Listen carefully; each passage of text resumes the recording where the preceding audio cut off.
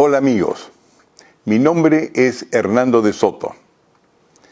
Desde Navidad los temas relacionados a la corrupción han sido de lejos los más buscados por los peruanos en Google. ¿Por qué nos preocupa tanto la corrupción de hoy en el Perú? Hay dos razones. La primera razón es porque no se trata de coimas menores.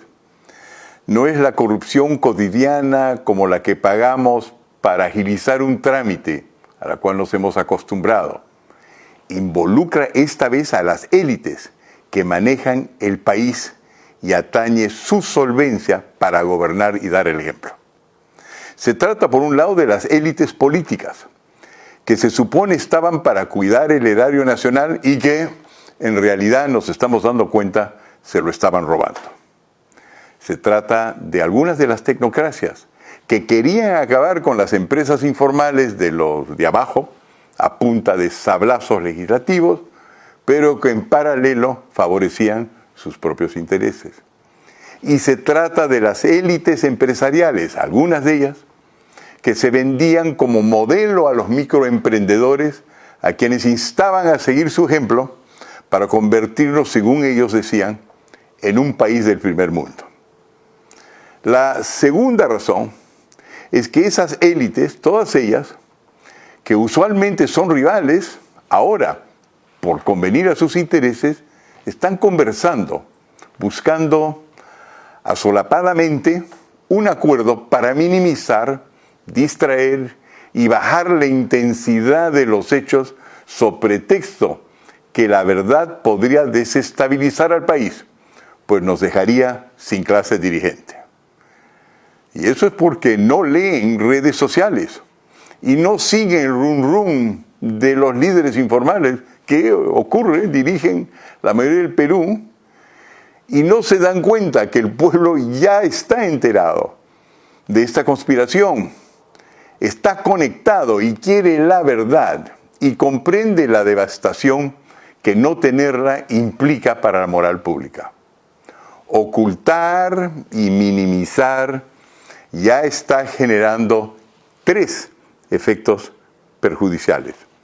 El primero es que las organizaciones neosubversivas, digamos, que paralizan proyectos de infraestructura, mineros, agrícolas y energéticos, a lo largo de todo el país van a ocupar el vacío con sus relatos sobre la distinta vara con que se mide a las clases populares de las élites, cuando se presume que los derechos de tener propiedad y hacer empresas son transgredidos por el pueblo, se reprime, se encarcela y hasta se incendia y mata.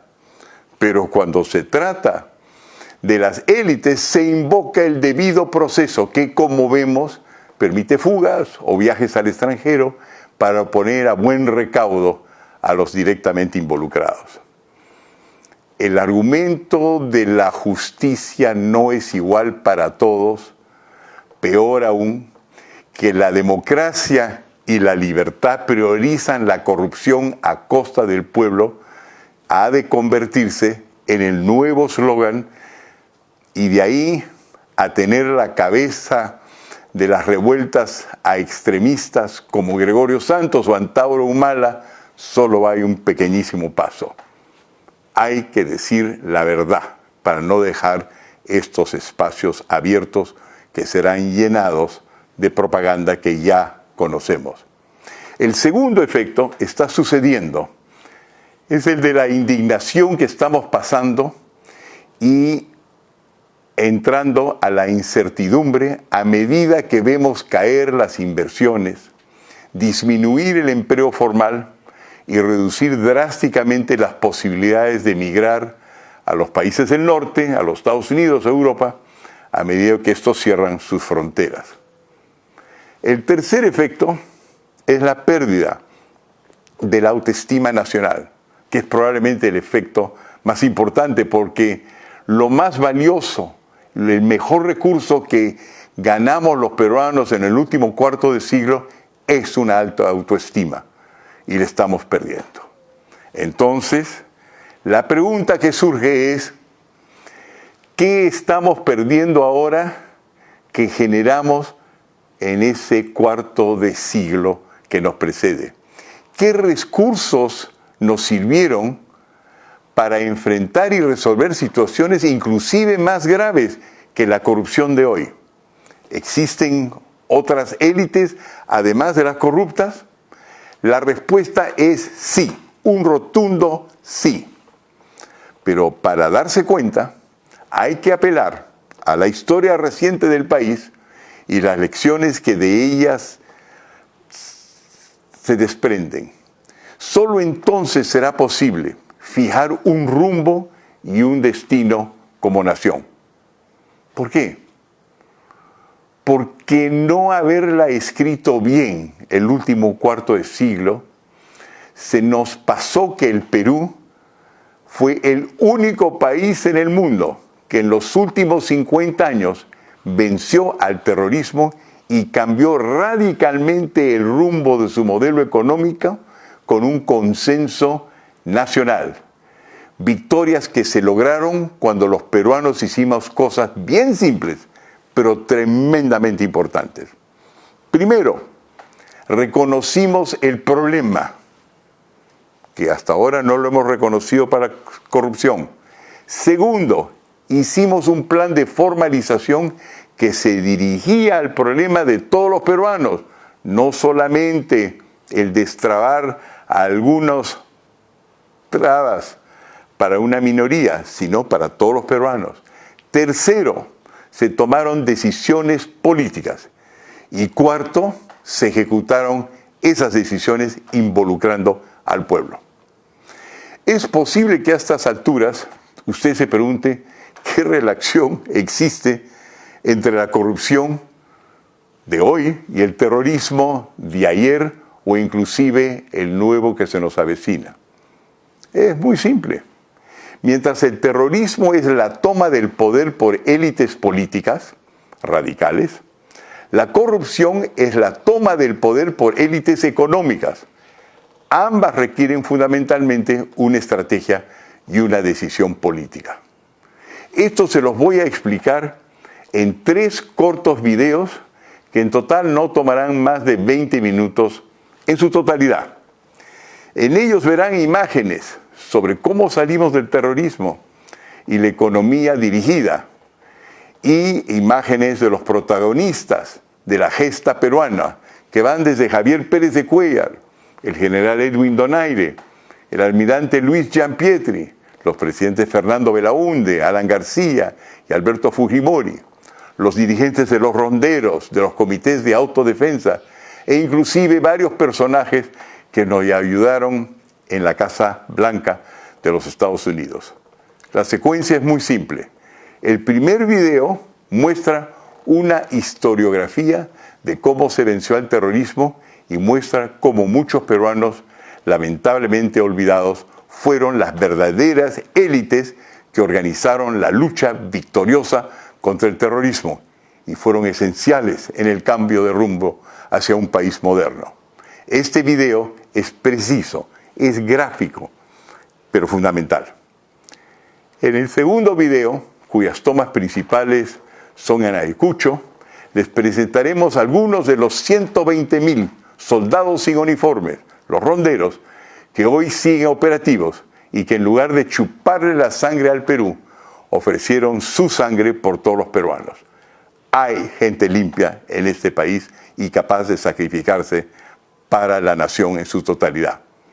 El tercer video contiene los testimonios de militares uniformados, como el general Edwin Donaire, que fue comandante general del ejército y peleó en Ayacucho, el almirante Luis Gianpietri, que fue jefe del Estado Mayor de la Marina de Guerra y comandante de operaciones especiales, y uno no informado que dará como testimonio el de otros líderes de los comités de autodefensa, que es el jefe de Ayacucho y Huancavelica, Renan Riveros.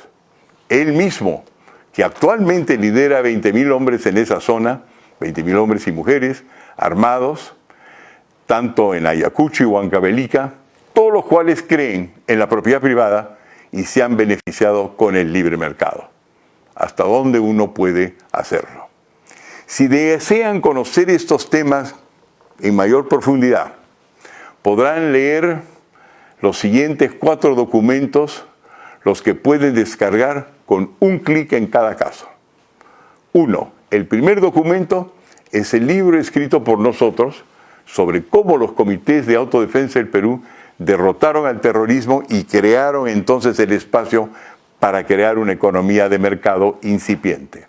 2. El segundo documento es un artículo publicado por mi persona y que resume en buena parte todos los escritos que hemos publicado alrededor del mundo de cómo la población del Perú participó en la última gran victoria contra el terrorismo en este siglo XX sin intervención extranjera. Lo hicimos solos. No estamos perdiendo guerras ni como los Estados Unidos, ni como Colombia, ni como los europeos. Nosotros la ganamos. El tercer documento para el cual tienen que hacer clic contiene los enlaces a varias publicaciones que han alcanzado a más de 8 millones de personas fuera del Perú y un poco dentro del Perú. Nuestros videos han sido reproducidos más de 2 millones de veces en el Perú y hemos recibido más de 10.000 comentarios y más de 50.000 personas han compartido estos postings.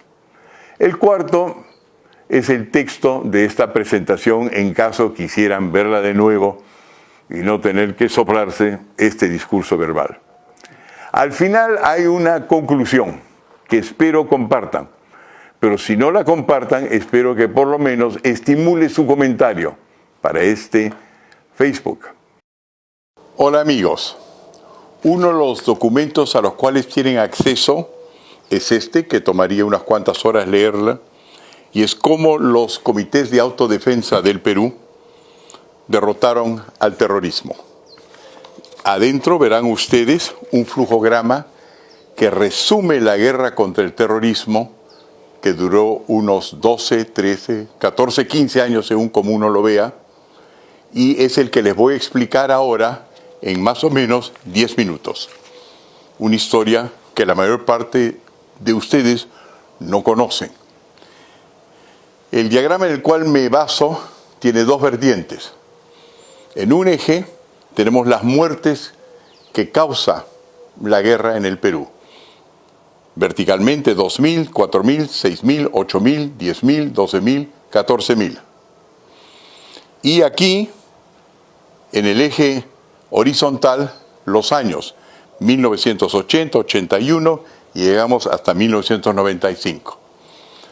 La línea amarilla son las muertes fuera de Lima, en el campo, en la zona rural, en la zona donde está la agricultura y donde están los mineros. Y en azul está la línea de las muertes en Lima, que son un poco más del 1% del total, porque la estrategia que se seguía era vencer en el campo y luego cercar Lima y pretender que ésta implosionaba.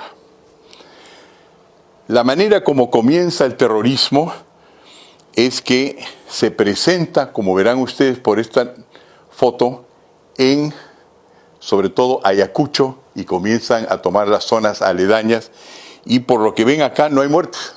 La gente, o muy pocas, la gente los recibe bien porque piden justicia. Pero hay un momento en el cual quieren imponer la propiedad colectiva bajo el control del Partido Comunista del Perú. Los campesinos se resisten y comienzan a ser matados y suben las muertes. 4.000, 6.000, 8.000 y llegan hasta 14.000 por mes en 1984. Los agentes del Estado, el presidente Belaúnde pide que entre la Fuerza Armada, pero la Fuerza Armada no puede verdaderamente distinguir entre campesinos y senderistas. Todos son la misma gente, ponchos, sombreros, y comienza a matar indiscriminadamente porque no puede ubicar. Fenómeno tradicional en todas las guerras que tienen que ver con guerras del campo de baja intensidad. Por eso es que los campesinos crean los comités de autodefensa propios, cuchillas, lanzas, huaracas y unos fusiles de caza que se llaman hechizos, que tienen un alcance de 30, 50 metros, y con eso se defienden. Y tienen éxito al principio. Y así bajan las muertes a medida que los terroristas están arrinconados en las alturas. Pero comienzan los terroristas a comprender que no hay que comenzar tanto a colectivizar la producción ahora, como esencialmente a ganarse a los campesinos, con los cuales cambia su estrategia, y la estrategia consiste en ahora proteger la propiedad de los campesinos.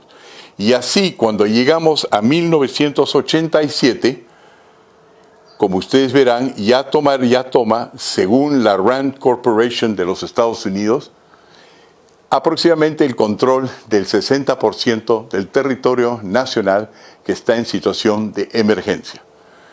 Se comienza a comparar entonces a Abimael Guzmán y al terrorismo peruano con Pol Pot y el terrorismo en Camboya. Y se evalúa que para 1992 el Ministerio de Defensa y el Departamento de Estado de los Estados Unidos, con la corporación Rand, que en 92 ya pueden llegar a tomar Lima. En ese momento el presidente García hace un llamado con relación a todos los conflictos que en ese momento agobian al Perú, el narcotráfico, por un lado, y el terrorismo, que se ve que de alguna manera están conjugados, y pide ideas y propuestas. Es ahí donde entramos nosotros del Instituto Libertad y Democracia. Y decimos que queremos, en vísperas de la cumbre de Cartagena, poder aportar nuestro análisis. Entonces, la primera cosa que nosotros decimos es que hay que definir bien el problema.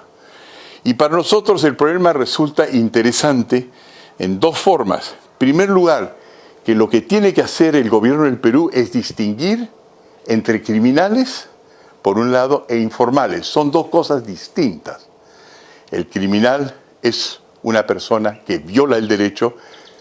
El informal es una persona que trata de vivir pacíficamente y lo tiene que hacer al margen del derecho por su enorme costo. Esto nos permite entonces decir que si queremos jalarnos a los informales, que son la enorme mayoría, comparado a un minúsculo grupo de terroristas, hay que saber para qué están peleando. Y distinguimos que es la propiedad. Y por lo tanto, hay que ver si es que podemos darle lo suyo para jalarlos de nuestro lado, del lado del Perú, para que nos ayuden a identificar dónde están los terroristas y satisfacer sus angustias y ganar la guerra. Y descubrimos que hay una cosa que se llama derecho informal y que efectivamente todos los campesinos tienen ya registros de lo que es suyo y que han sido aprobados por sus comunidades y que generalmente son aceptados. Eso nos permite entonces decir en el exterior de que no estamos tratando de imponer, como digamos en Chile, una economía de mercado desde arriba con un dictador, sino que el deseo de una economía de mercado no es solamente las sociedades privadas peruanas, sino es básicamente todo el pueblo peruano, incluyendo los más pobres. Y entonces lo comenzamos a clasificar no como el derecho del sector privado a prevalecer o sobrevivir, sino el derecho de los pobres a tener propiedad, vida privada, personalidad jurídica y el derecho a no ser esclavizado por nadie. En otras palabras, nos inscribimos dentro del amplio área del derecho internacional y los derechos humanos. Y que la idea es entonces combatir la corrupción que viene de parte de una minoría que quiere esclavizar a campesinos que ellos mismos han decidido que quieren propiedad. Y los comenzamos a reconocer. Pero para hacer eso necesitamos un plan, porque no es cuestión de que nos reconozca una academia, nos reconozca una confederación de empresarios privados, sino que nos reconozca a todo el mundo. Para eso planteamos nuestros argumentos de una manera tal que se puede llevar a la Casa Blanca. Y ustedes verán ahí la foto cuando ya se hace por tratado un acuerdo con los Estados Unidos. Ahí ven al presidente Bush, al presidente Fujimori, al encargado del problema en Consejo Nacional de Seguridad de los Estados Unidos, Ben Scowcroft, y al que en ese momento estaba encargado del asunto, que era yo, en la Casa Blanca.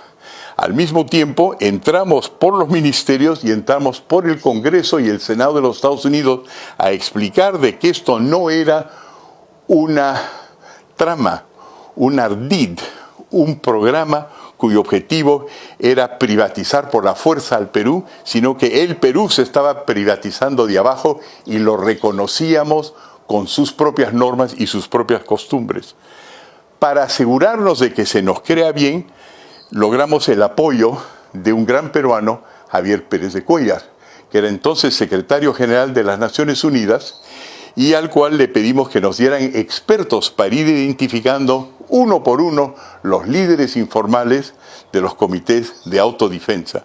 Y efectivamente nos metemos en aviones, vamos al Alto Huallaga, vamos al Braem, y ahí, como se verá en esta foto, con la autoridad de los Estados Unidos y los expertos de Naciones Unidas, pudimos efectivamente comprobar que lo que estábamos haciendo era viable, era popular y de acuerdo a las más grandes normas del derecho internacional y el derecho peruano.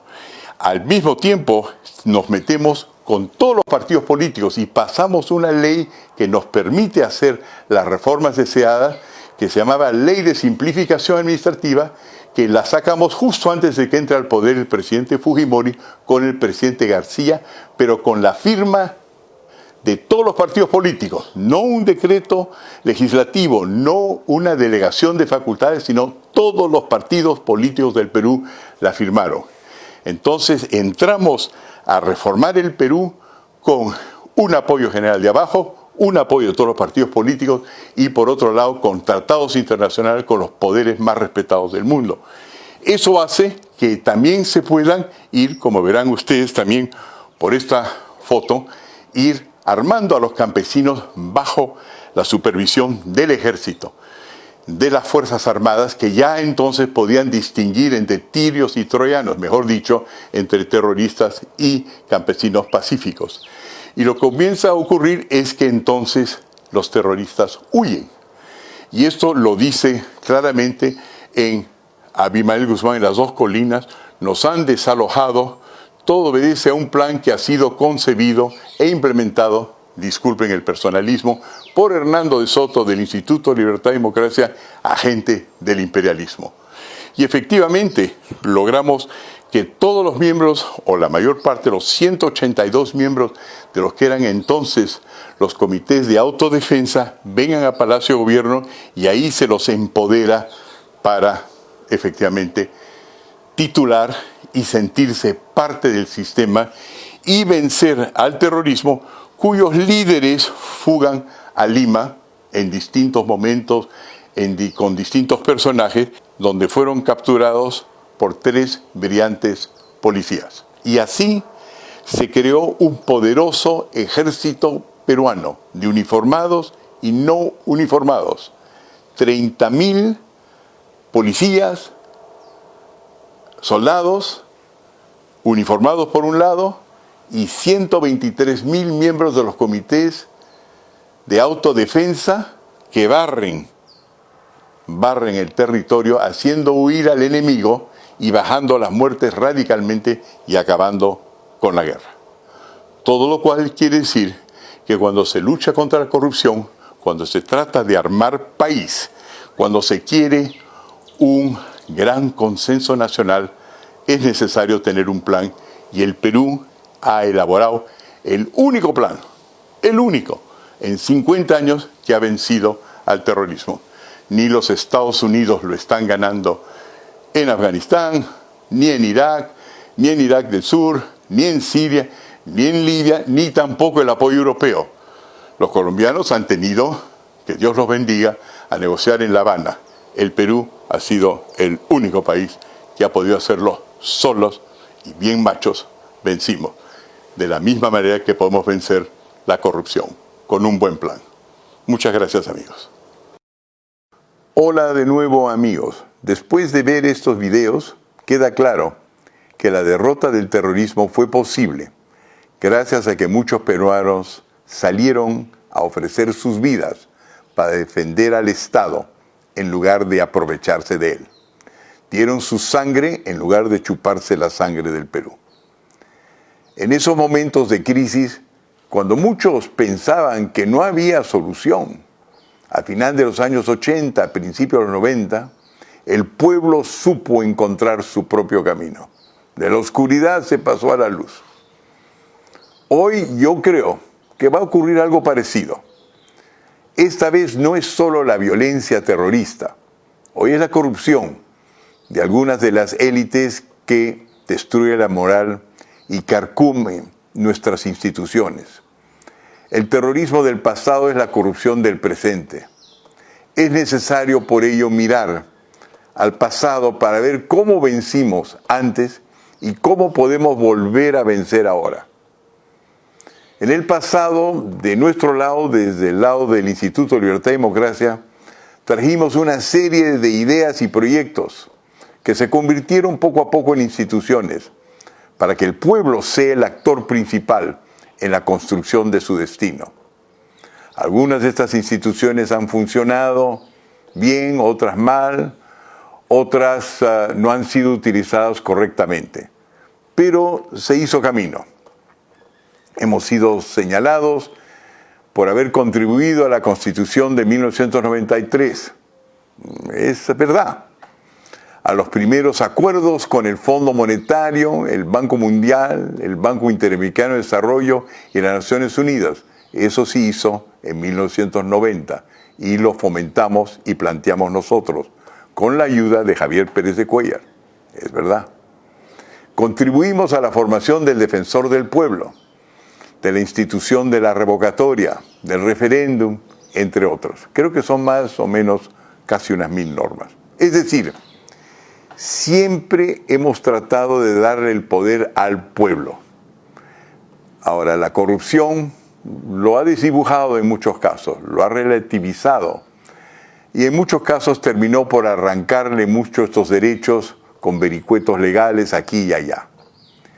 Por lo tanto, es importante poner el contexto actual, la experiencia vivida en esa guerra, en esas reformas que fueron tan exitosas y hacer una reflexión adicional. La victoria contra el terrorismo y la inercia económica que arrancamos en este país hace 25 años nos sirve para lidiar con los problemas de la corrupción de hoy. ¿Por qué? ¿Qué tiene que ver la corrupción con el terrorismo? La razón es que el objetivo de los corruptos, así como el objetivo de los terroristas, es el mismo: apropiarse de lo que no les pertenece. Lo que nos queda por hacer es entonces construir un país en el cual los derechos de propiedad sobre nuestros recursos, sobre nuestro trabajo y talento estén tan bien definidos y reconocidos por todos que no quede duda a quién pertenecen las cosas, y así se reduzca el peligro de robo vía corrupción, terrorismo o violencia. No hay otra opción para la prosperidad sin transitar por este camino. Muchas gracias, amigos, por su tiempo.